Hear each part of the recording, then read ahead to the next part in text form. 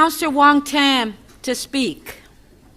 Thank you very much, Madam Speaker. And I think, I mean, obviously this issue is a very emotional one, and I want to just put into light what I'm seeing, and the conversations and the comments that are being said about the behavior that of those who are driving taxis for a living.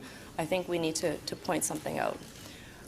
We have workers in our city who are not white, and they will speak with an accent, and oftentimes they're newcomers. I think that we're painting a lot of folks with one brush, and I have a lot of problems with the way we are treating and addressing those who drive cabs for a living. What is happening right now is an industry that is suffering. Yes, there's an onslaught of technology, but they've addressed that. GATA Hub, the Beck app. I can call a cab with half a dozen other different applications, and it doesn't have to be Uber. That technology already exists. I've been hearing about how the cab industry is dirty, and how the cabs are dirty, and how people are rude. That has not been my experience walking into a cab. Not even close. And to be quite honest, that really hasn't been my experience for years as someone who's actually taken cabs in the city. I have not had those experiences. And if it does happen, it happens once in a while, no different than walking into a restaurant and receiving bad service from one waiter, or perhaps having a meal that comes to your table where it's not satisfactory. Having hundreds of meals out dining every year. I can count on one hand how many times I've received bad service in a restaurant. I can probably count on one hand how many times I've received bad service walking to a cab, using a cab all my life in Toronto. It is not fair, and I think it's important for us to recognize the issue here is also around race. It is not fair to be painting people in a way that they are lesser than everyone else.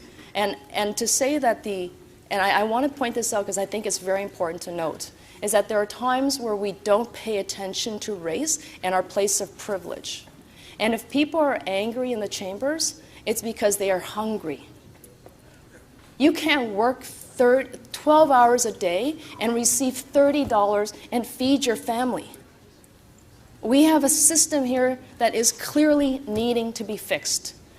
We have staff that are struggling to fix it and to respond to an industry, and workers who are hurting.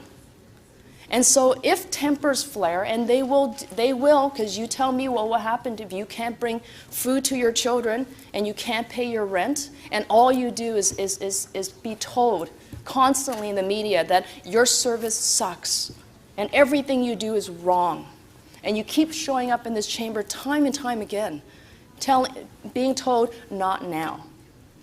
So yes, we want to win the injunction, and yes, we are going to definitely launch that injunction. That is the intention and will of council. But council wants to win. And so I'm going to say to the folks who are in the chambers right now, please believe that council wants to launch the injunction. Please believe us that we want to win. We are not going to lose a second time. It is not an option. We will be done.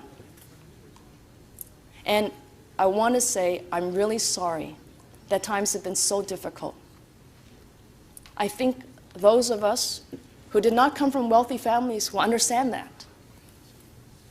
And I want you to understand, I want you to hear us when we say we, at the floor of council, are also very mindful of your lived experiences and what you're going through.